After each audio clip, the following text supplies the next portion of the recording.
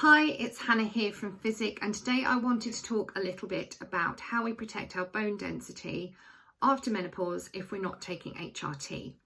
So this is a bit of a minefield, and I know that we're being told by some menopause doctors and by the media that we all need to be on HRT if we're going to be protecting our bones post-menopause, but there is a bit more to it than that. So as I'm recording this, my understanding at the moment is that currently there is not the research available to back the use of HRT as a preventative measure for osteoporosis. The only exception being if a lady is going through early menopause, much sooner than most of us would, she might be put onto HRT temporarily until she reaches the age of around about 50, when most of us will be going through menopause, just because she's not getting a monthly shot of estrogen from her cycle. So if you have a normal natural cycle and you're not on any hormonal contraception, every time you have a period, you are depositing some estrogen in the bank, if you like, and that will help to protect your bone density long after your periods have stopped.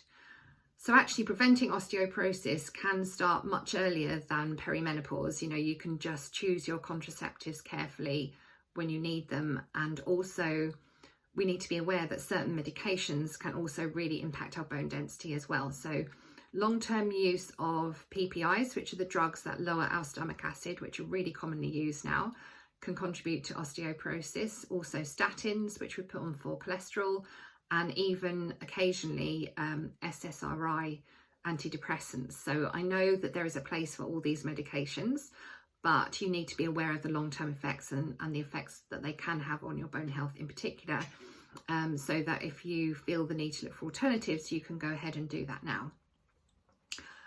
Back to the herbs and the HRT. So at the moment, the Royal College of GPs, the Royal College of Obstetricians and Gynecologists, and the British Menopause Society don't recommend the use of HRT as a preventative for osteoporosis in general.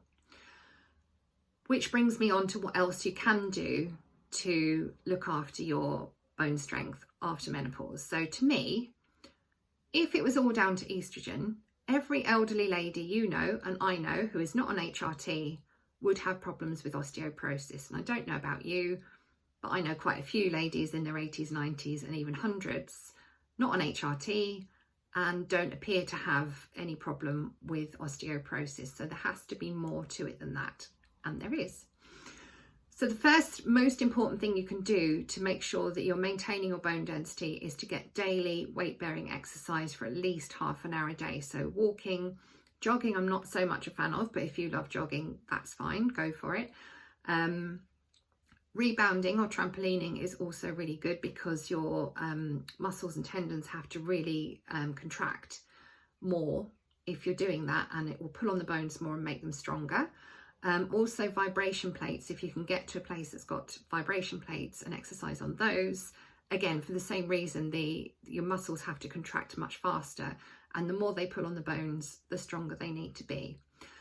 Yoga is also very good for bone density, and that will also strengthen the upper body as well. So it does the upper spine and the shoulders and the arms, so that's really good. And also sitting on the floor can be really good at improving your lower body strength, because you need to get yourself up off the floor several times. So it's much better for you than sitting on chairs all day. And if you could just spend a few minutes a day sitting on the floor, that would really help as well. In terms of diet and nutrition, we need to make sure we're getting all the vitamins and minerals we need for bone density. So it's not all about calcium. If you think about your bones as being a bit like a brick wall, the calcium are the bricks, but you need the cement to hold the bricks together, and you need lots of different vitamins and minerals to create that cement. So you need things like vitamin D, magnesium, boron, phosphorus, and various others, and you need them all in the right proportions. So the easiest way to get that, if you're an omnivore, is to use bone broths made from raw bones, preferably from organic meat that was grass raised. And then you get all the minerals that you need in all the right proportions, and have it a few times a week in soups or sauces, and that gets all your vitamins and minerals in exactly the right proportions. Failing that, you can take a bone mineral complex supplement that will do a similar kind of thing. In terms of herbs, there is some evidence for some herbs that support their use for protecting bone density. So herbs like soya, fermented soya, the isoflavones have a protective effect on bone density. Also black cohosh, Mexican wild yam. There's also a red sage known as danshen in Chinese medicine that is so good for protecting bone density that actually the pharmaceutical companies are researching it with a view to making drugs for that purpose.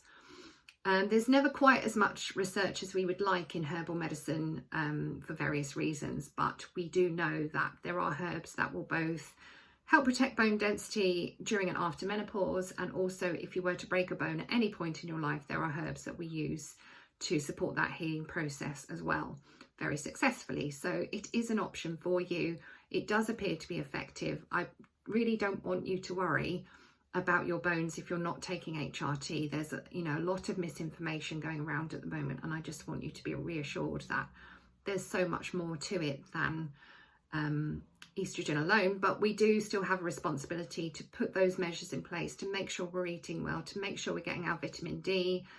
And I would also recommend getting regular vitamin D tests. You can have them done privately quite cheaply, where they send a home test kit in the post, and it's a really good idea to monitor your vitamin D levels and just make sure that they're topped up.